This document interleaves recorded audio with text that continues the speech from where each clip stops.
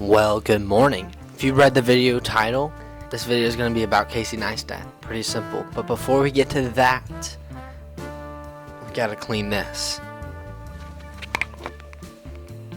His clever ways of moving his camera, his clever ways of keeping us engaged to his videos, even though the videos are literally just him going through the street. It's just still awe-inspiring. I mean, think about how many shots he has of him going down from his skateboard and up into his face. He repeats that shot at least once every 5 videos, but it never gets old. You never click away. And that's why he's one of my influences. And that's why I'm helped saying his story. Casey Neistat lived in a middle to low class family. He didn't live on the highest of highs, but he definitely wasn't the lowest of lows. He was a kid that got in trouble in school, but that kind of made him though. Skip forward a little bit, and he decided to marry the girl of his dreams. And they didn't have any money whatsoever. And so when they had a kid, they had to move to a trailer park, and Casey had to work as a cleaner in a restaurant, making only $8 an hour. I mean, compare that to now. That's crazy. But the big turning point was in June of 2001. That's when he took a visit down to NYC to visit his brother Van. Now, the thing with his brother Van was he inspired Casey. He gave Casey his first camera, and from there the rest is history. Together they made dozens of videos, and they eventually popped off and made one video that I like to call the iPod video. Through this video, it kind of highlights the terribleness that iPod has, but it made them massive, and that was the start of something huge. And then they would release banger after banger until they got an HBO show where it was a full season of them. And then it was called The Neistat Brothers. Now, this was YouTube vlogging before YouTube vlogging was even a term in the dictionary. But as we know, all good things can't come to an end. And Van left LA. But as one door closes, another one opens. And in 2010, Casey started his YouTube channel.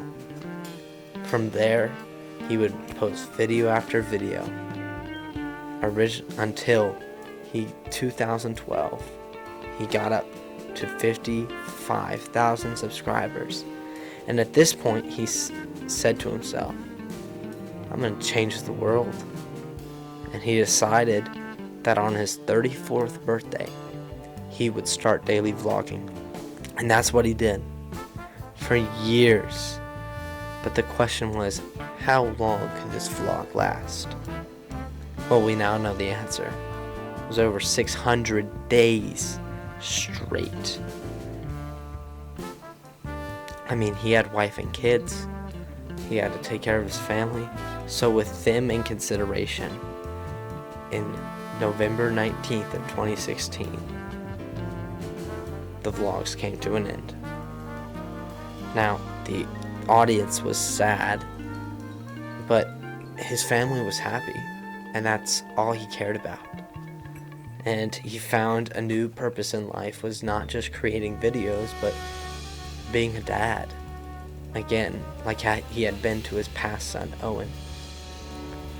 Now, why do I talk about Casey Neistat? He said a quote that really touched me. He said, "You're here, and your dreams are here, and work can get your dreams closer and closer and closer." Casey Neistat, thank you, first of all. Second of all,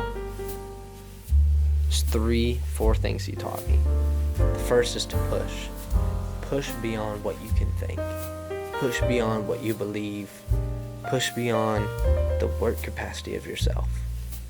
The next is to dream. Dream you can be more. More of yourself. more for others, selfless. The third is to work. Work day and night. If you want something in this life, you have to work for it, no matter what it is. But lastly is to care. He had 600 vlogs to find out that he had a loving wife and kids. And yes, at the end of the day, this made him massive, and this made him rich and famous. But I think Casey would agree with me in saying that he would have found value in his life if he, at the same time, still had that time with his family. So Casey, if you're watching this, I hope I'm able to find my own way of creating, just as you have. I mean, I used a pair of toilet paper to write your life story. I'm sorry if this kind of embarrassed you, but you probably want to see this. So, anyway, see you in episode 3.